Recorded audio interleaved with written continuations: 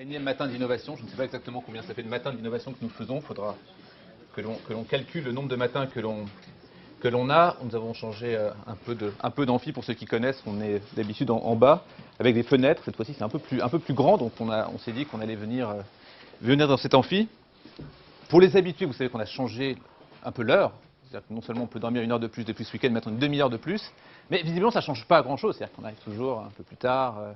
Également, donc on voudrait essayer de commencer à l'heure pour finir à l'heure, parce qu'on a beaucoup de remarques, on ne termine pas à l'heure. Donc si on essaye d'avancer ou de reculer, visiblement, c'est compliqué de se maintenir. Donc on essaiera de maintenir de 9h30 de façon précise. Pour les nouveaux, par contre, qui nous rejoignent aujourd'hui, l'ISIS est un centre d'excellence en termes d'innovation-service, d'une façon générale, innovation en particulier, avec plusieurs partenaires, dont la Poste, qui nous fait le plaisir aujourd'hui d'intervenir.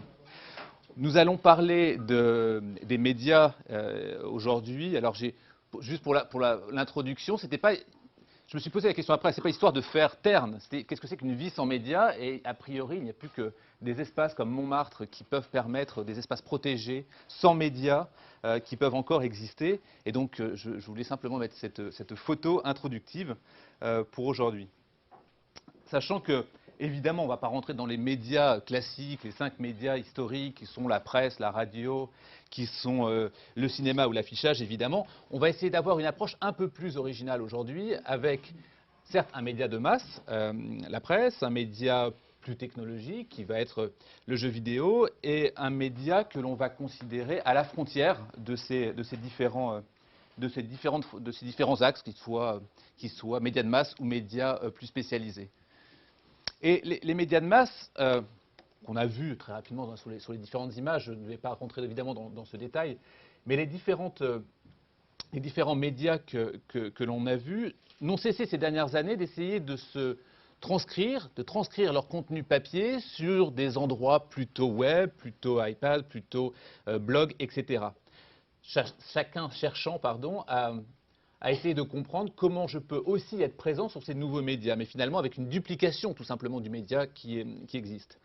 Or, le contre-pied de tout ça, c'est évidemment 20 minutes, qui interviendra tout à l'heure, qui prend à contre-pied complètement le marché de la presse, que l'on dit totalement moribond, et qui finalement arrive quand même à avoir 2 millions de lecteurs chaque jour en très peu de temps, tout en étant également rentable, très rapidement, depuis 2007.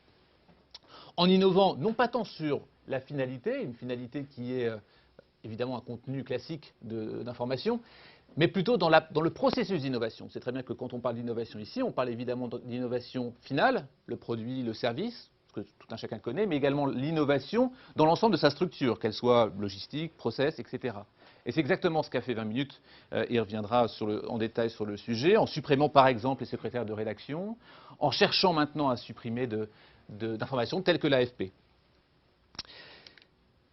Ubisoft, que l'on va voir, qui également se joue des frontières, nous aurons cette présentation en détail, mais se joue des frontières, pourquoi? Tout simplement parce qu'en sortant du jeu vidéo pour diffuser au cinéma des jeux vidéo, il y a plusieurs épisodes, je crois, d'Assassin's Creed qui ont été diffusés sur Énergie 12, mais aussi en tant que média, puisqu'à l'intérieur des jeux vidéo, on voit également de la publicité apparaître. Enfin, et c'est celui que nous avons ici placé à la frontière, mais je parle sous le contrôle de Maryse Mougin qui viendra nous dire si c'est juste ou pas, qui va être initialement peut-être un média de masse, et qui en même temps, par sa concurrence, qui peut être l'email, va devenir un média premium en ayant tout simplement une lettre qui nous est adressée, qui est personnalisée, et non pas un mail comme on en reçoit 80 par jour. Donc c'est cet effet à la fois média de masse, courrier, grande masse évidemment de diffusion, et en même temps une personnalisation extrêmement forte. Avec ces 3 exemples, il n'y a finalement plus de frontières entre le média de masse et le média de l'individu. Plus de frontières de technologie et tradition, puisque les deux sont mêlés, et l'application de presse qui fonctionne la mieux est celle de 20 minutes. Tous les médias d'hier et d'aujourd'hui sont maintenant avec des acteurs nouveaux, mais en même temps des acteurs traditionnels. Et si toutes ces frontières sont floues, finalement, il y a au moins un intangible, et cet intangible-là, c'est toujours le consommateur final. Ce consommateur final qui est important pour nos 3 acteurs d'aujourd'hui, la presse, le jeu vidéo, le courrier, qui sont aussi dans cette interrogation de l'individu, qui est toujours au centre. 20 minutes ne cache pas son ambition de se passer de l'AFP en ayant des correspondants locaux. Dans les jeux vidéo, évidemment, rien de plus évident, puisque celui qui participe au jeu, c'est évidemment l'individu, et il n'est pas considéré comme une masse, c'est évidemment lui. Et enfin, le courrier, nous l'avons dit, sur la personnalisation. Et on pourrait se demander, avec cette configuration, si finalement nous ne sommes pas en train d'évoluer vers ce qu'on appelle l'égomédia. Je le dis à la suite de CBS. L'égomédia, qui est finalement la capacité à la fois du média d'utiliser l'individu, à toucher individuellement le centre d'intérêt des individus.